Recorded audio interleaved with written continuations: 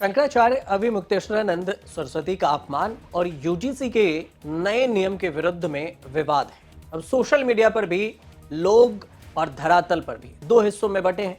इस बीच में एक नाम जिसकी चर्चा अचानक से होने लगी, वो नाम अलंकार अग्निहोत्री की। बरेली के सिटी मजिस्ट्रेट पद से इस्तीफा देने वाले अलंकार अग्निहोत्री ने शासन प्रशासन के खिलाफ मोर्चा खोल दिया। 26 जनवरी को अपने पद से अचानक से इस्तीफा दिया। रात में उन्हें सस्पेंड कर दिया गया।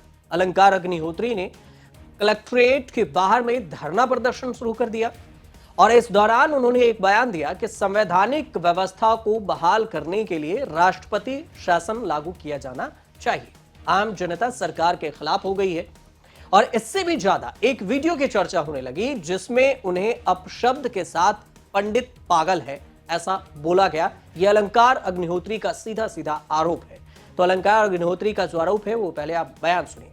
मुझे डीएम आवास में बंधक बना रखा था। मैंने तुरंत सचिव साहब को कॉल किया, वहां बगल में बैठे थे कि मुझे यहाँ बंधक बना लिया। तो इन्होंने मैसेज पास किया। जब उनको हमने बता दिया कि हमने बता दिया है सचिव साहब को, तो कप्तान साहब भी बगल में बैठे थे, तो उन्होंने बोल दिया कि ये बता चुके हैं। तब हमें तो आनंद फानंद में जाने दिया क्योंकि मीडिया में मैसेज पहुंच चुका था। लखनऊ से उनको कॉल आया जो मेरे लिए बोला गया पंडित पागल हो गया है, स्पीकर फोन पे दे। और कप्तान साहब ने जाके बोला कि अभी अरे आप स्पीकर फोन पे सब सुन रहा है। मुझे पता नहीं, अब ये चेक करिए डीएम साहब की पागल बोला है, कहते हैं पंडित पागल हो गया है। ये लखनऊ से हम लोग का कॉल आई है, इनसे चेक कराइए, इनके कॉल रिकॉर्ड चेक करिए कि किसने बोला है कि पंडित पागल हो गया। क्या इमरजेंसी जैसे हालात है? मैं तो कह रहा हूँ उत्तर प्रदेश सरकार में ये जो है संवैधानिक तंत्र विफल हो चुका है। मैं माननीय प्रधानमंत्री जी नरेंद्र मोदी जी, माननीय गृह मंत्री अमित शाह जी एवं भारत के जो माननीय राष्ट्रपति महोदय हैं, उनसे मैं आग्रह करूंगा तुरंत यहाँ राज्य सरकार से रिपोर्ट ली जाए जो गवर्नर मैम के माध्यम से, और तुरंत यहाँ पे जो है संवैधानिक तंत्र विफल होने के कारण राष्ट्रपति शासन लगाया जाए। यह सरकार अब अल्पमत में है, यह विफल हो चुकी है। इसको तुरंत ही यहाँ से बर्खास्त करके संवैधानिक तंत्र जो है राष्ट्रपति शासन लगाया जाए। राज्य सरकार ने 26 जनवरी को एक आधिकारिक आदेश जारी किया इसके बाद, और इसके मुताबिक बरेली के जिला मजिस्ट्रेट द्वारा जो रिपोर्ट पेश की गई थी उसके आधार पर अग्निहोत्री को पहली दृष्टि में दोषी पाया गया और उत्तर प्रदेश सरकारी कर्मचारी अनुशासन और अपील नियम 1999 के नियम 4 और 7 के तहत उन पर कार्रवाई हुई। सरकार ने उन्हें तत्काल प्रभाव से निलंबित कर दिया। बरेली मंडल के आयुक्त को आरोपों की जांच करने के लिए जांच अधिकारी नियुक्त किया गया है। इसमें क्या कुछ था, इन सारी चीजों पर जांच की जाए। इस पूरे घटनाक्रम पर सियासी प्रतिक्रिया भी सामने आ रही है। लेकिन इस बीच में सवाल यह भी है कि अलंकार अग्निहोत्री कौन है। तो ये मूल रूप से कानपुर के रहने वाले हैं। 2019 बैच के पीसीएस अधिकारी हैं। इन्होंने बीटेक और एलएलबी की पढ़ाई की है। साल 2019 में सिविल सेवा में आने के बाद अलंकार अग्निहोत्री ने यूपी के उन्नाव, बलरामपुर और एटा में डिप्टी कलेक्टर के तौर पर काम किया। इसके बाद ये लखनऊ में सहायक नगर आयुक्त यानी असिस्टेंट म्युनिसिपल कमिश्नर रहे हैं और पिछले साल मई में इनकी तैनाती बरेली में सिटी मजिस्ट्रेट के पद पर हुई थी। और अब जैसे ही शंकराचार्य का विवाद हुआ और यूजीसी का, तो अचानक से ये इस्तीफा दे दिए। सिटी मजिस्ट्रेट से अचानक इस्तीफा देना चर्चा का विषय बन गया। अलंकार अग्निहोत्री प्रशासनिक क्षेत्र में खड़ा खड़ा बोलने और सख्त कार्यशैली के लिए जाने जाते हैं, मतलब सीधे तौर से बयान देने के लिए। बताया यह जाता है कि अलंकार ने पहले ही अटेम्प्ट में पीसीएस का एग्जाम क्लियर कर लिया था और सरकारी नौकरी की तैयारी के पहले उन्होंने 10 साल तक आईटी सेक्टर में कंसल्टेंसी की नौकरी की। 1998 में यूपी बोर्ड के एग्जाम में अलंकार यूपी स्टेट में 21वें नंबर पर आए और इसके बाद बीएचयू से बीटेक किया।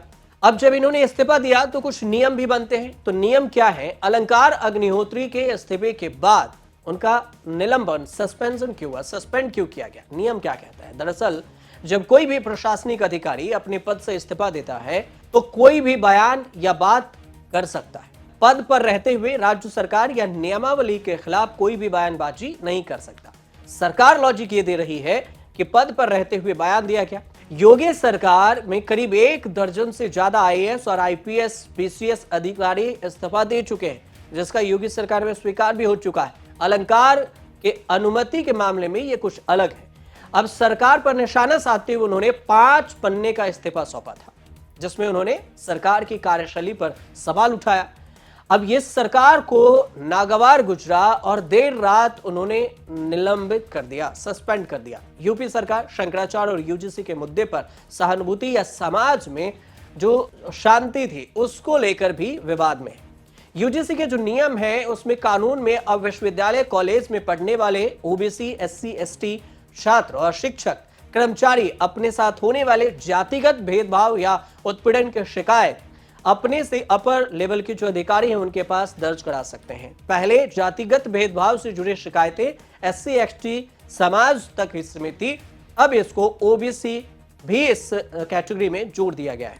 नए नियम हर शिक्षण संस्थान में लागू होंगे और इक्वल अपॉर्चुनिटी के लिए इसको बनानी होगी। अब इसका मकसद यह है कि समानता लागू करना, भेदभाव से जुड़ी शिकायतों का समाधान करना। ईओसी के तहत इक्विटी कमेटी बनेगी जिसकी अध्यक्षता संस्थान के ही प्रमुख करने वाले हैं और ईओसी को हर साल एक रिपोर्ट यूजीसी को सौंपनी होगी। यूजीसी भी एक मॉनिटरिंग कमेटी बनाएगी, जांच करेगी और देश के हर शिक्षण संस्थानों में किसी के साथ जातिगत भेदभाव होता है तो वो अपनी शिकायत इक्विटी कमेटी में करेगा और कमेटी उसकी शिकायत पर 24 घंटे के अंदर कार्रवाई करेगी, करनी ही होगी। 15 दिन के भीतर संस्था के प्रमुख को रिपोर्ट सौंपना होगा और इस रिपोर्ट के आधार पर शिक्षण संस्थान के प्रमुख 7 दिन में कार्रवाई करेंगे और अगर कोई संस्थान मान के चलिए कि नियम नहीं मानता है तो उससे यूजीसी उस संस्था की मान्यता रद्द कर देगी। लेकिन इसके कुछ विवादास्पद सेक्शन भी हैं। इसमें छात्रों और शिक्षकों के लिए, टीचर्स से लेकर स्टूडेंट तक सभी चिंतित इसलिए हैं कि कहा जा रहा है कि ये नियम छात्रों और शिक्षक दोनों जो स्वर्ण जाति के हैं उनके अधिकारों के खिलाफ है। मनमानी तरीके से झूठे केस भी बनाए जा सकते हैं और सबसे बड़ी बात यह है कि स्वर्ण को टारगेट किया जा रहा है। ये स्वर्ण के सीधे तौर से आरोप है। स्वर्ण समाज जो विरोध प्रदर्शन कर रहे हैं उसमें उनका आरोप है। वहीं पर बयानबाजी हो रही है, राजनीतिक प्रतिक्रियाएं भी सामने आ रही है और इसमें तरह तरह के बयान हो रहे हैं। तोड़ धड़ों में लोग बटे हैं। एक धड़ा ये कह रहा है जो यूजीसी के सपोर्ट में है, उसमें राजनीतिक पार्टियां भी हैं, उसमें कांग्रेस है, समाजवादी पार्टी है, आरजेडी है, तमाम विपक्ष की जो पार्टियां हैं वो यूजीसी के नए रूल के सपोर्ट में।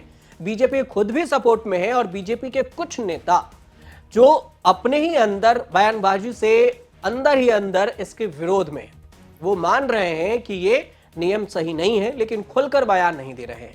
अब देखना यह भी है कि एक पीआईएल भी दायर की गई है यूजीसी कानून के खिलाफ। अब सुप्रीम कोर्ट में इस पर क्या कुछ आएगा ये आने वाले वक्त में पता चलेगा। कुछ अपडेट आएगा तो हम आपको जरूर बताएंगे, लेकिन आपकी कोई राय हो तो आप हमें कमेंट जरूर कीजिए कि ये यूजीसी के नए नियम से फायदा और नुकसान किसे हो सकता है। फिलहाल वीडियो सही लगे तो चैनल से जुड़िए, देखते रहिए न्यूज़ तक।